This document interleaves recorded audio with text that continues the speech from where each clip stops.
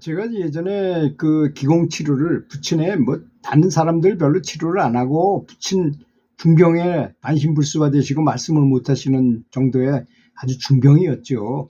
그래서 혼수 상태로 참 굉장히 오래 계시다가 깨어나 가지고 하여튼 우여곡절 끝에 집으로 모시고 와서 이제 기공치료를 시작했는데, 이렇게 중병을 치료하다 보면 내 공력이 부족해 가지고 이렇게 병기를 몰아내야 되는데, 빼내야 되는데 더 이상 진전이 안 될 때가 있어요.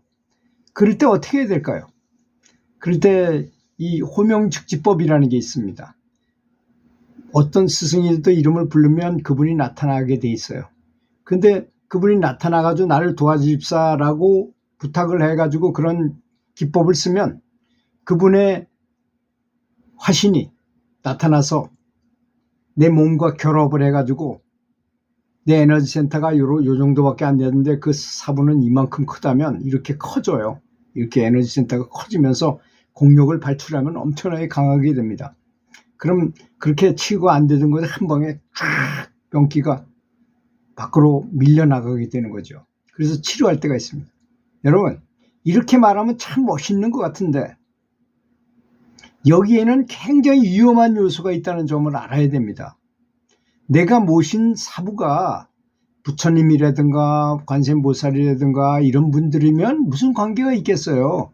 닮아가면 닮아갈수록 좋아질 거지만 보통 대부분의 기공사부라든지 뭐 어떤 등급에 있는 그런 신통을 할 수 있는 분들은 그 부처님과는 좀 다른 등급에 계신 분들이 많은 경우가 많습니다. 그러니까 나중에 정법을 수행할 때 그것이 굉장히 손해가 돼요. 그것들이 내 몸에 들어가 박혀서 그것이 빠져나갈 때 엄청난 고통을 느꼈습니다, 저는. 그렇게 다른 분의 에너지 마당이 큰 스승의 힘을, 공력을 빌려와서 사용하는 특별한 치유 기법을 호명즉지법이라고 하고 그걸 활용하기도 했는데, 그걸 많이 사용하면 할수록 어떻게 될까요? 내가 그분을 닮아가게 되겠죠? 근데 그분이 다행히 정법의 스승이었으면, 깨달은 부처님이라든지 관세음보살이었으면 아무 상관이 없겠지만, 점점 더 나는 진보하고 더 좋아지겠지만, 그분이 흑신통을 하는 그런 계통의 사부였다면 참 곤란에 처할 수밖에 없게 될 것입니다. 그래서 스승은 중요하고 정법 수행이 중요하다는 것입니다. 그렇잖아요? 이제 산신각에서 뭐 신선을 부른다거나 산신령을 부른다면 그 영혼이 부처님하고 그 경지가 다르다는 점도 알아야 될 것입니다. 그래서 정법 수행이 너무나 중요하다는 것을 저는 강조하고 싶어요. 심지어는 오래전에 이미 돌아가신 뭐 태상노군, 노자를 모실 수도 있고 공자님을 모실 수도 있고 소크라테스를 모실 수도 있고 예수님을 모실 수도 있는 것입니다.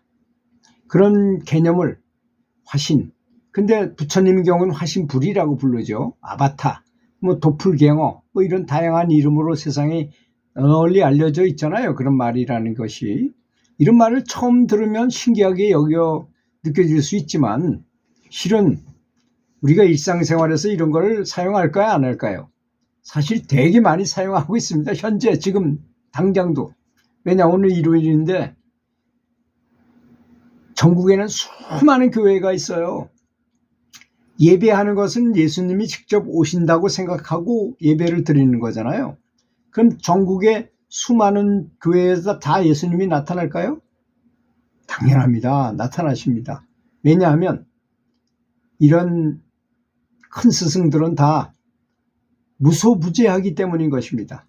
어느 장소 불문하고 어디나 존재한다는 것이, 어디서 불러도 다 오신다기 때문에 그렇습니다. 또 1100억 개나 되는 화신을 놔둘 수가 있기 때문에 그런 것입니다. 그래서 교회 예수님이 안 오시는데 그 와서 무슨 예배를 하러 뭐라 가냐 그러면 아마 큰일 날걸요. 아마 고소당할걸요. 그렇게 말했다가는. 또 가족들은 조상님이 집에 직접 찾아오신다고 생각하기 때문에 연중에 가장 중요한 행사로, 가족들 가장 중요한 행사로 제사를 지내잖아요. 제사 지내는 건 조상들이 직접 온다고 생각하기 때문에 그런 일이 벌어지는 것입니다. 또 절에서도 역시 예불 드리는 것, 백일기도 하는 것도 부처님께서 왕림하셔서 가피를 주신다고 확신하면서 정성을 다하는 것입니다. 그런데 이런 방법들은 다 문제가 무엇이 있겠습니까? 얼마나 믿느냐, 이것을 확실하게 믿을 수 있느냐. 그래서 예수님께서는 성경에 보지 않고 믿는 자가 복이 많다고 한 말은, 제가 보니 영릉을 해서 영안이 열려서 탁 보면 부처님께서 진짜 나타나서 앞에서 웃으시면서 빛을 비춰주는데, 그걸 못 보니 그 앞에서도 엉뚱한 짓하고 딴 장난하고 있고 그런다 이겁니다. 예수님이 완벽하게 예배당에 나타났는데도 불구하고 옆 사람하고 단소리하고 딴 생각하고 있다는 것입니다. 이런 방법들의 효과는 그걸 얼마나 믿느냐의 믿음의 문제인 것입니다. 내 마음속에 믿음이 있느냐 없느냐, 그래서 얼마나 확실히 내가 신앙심을 가지고 있느냐가 결과를 결정하는 요인이라는 것입니다. 예를 들어 한 여성이 오랜 시간 불임으로 임신이 안 돼가지고 고생하던 중에 친정어머니의 강력한 믿음과 기도로 결국 아이를 낳게 된 이야기가 있습니다. 이 여성은 처음에는 회의적이었지만 어머니의 믿음을 통해서 결국 자신의 마음속에 믿음이 생겨났고 결국 애 낳겠다는 그런 목표를 이루었던 것입니다. 결론적으로 호명즉지법은 믿음을 통해서 기적을 이루는 방법이고, 우리가 하는 염불이 바로 호명즉지법이라는 걸 알아야 됩니다. 부르면 언제 어디서든지 나타난다. 물속에서 불러도, 내가 물에 빠져서 물속에 깊이 빠졌어도 관세음보살을 부르면 거기도 나타나시고, 불 속에 갇혀가지고 헤맬 때도 부처님을 부르면 거기도 나타나시고, 하늘 비행기 위에서 불러도 나타나시고, 언제 어디서든지 무소부지하게 언제든지 나타나셔서 가피를 내린다는 점을 확실히 믿어야 될 것입니다. 그렇게 생각한다면 염불하는 데 힘이 생기게 되고 믿음이 더 강해지고, 확실히 믿음을 가지고 굳은 신심을 가지고 염불하고 확실한 가피를 얻을 것이라고 저는 믿어 의심치 않습니다. 다 우리가 잘 안 되는 것은 내 탓이라는 점을 알아야 됩니다. 내가 믿고 굳게 믿고 확실하게 염불하게 되면 안 이루어지는 일이 없다는 점을 확실히 아셨으면 좋겠습니다. 들어주셔서 감사합니다.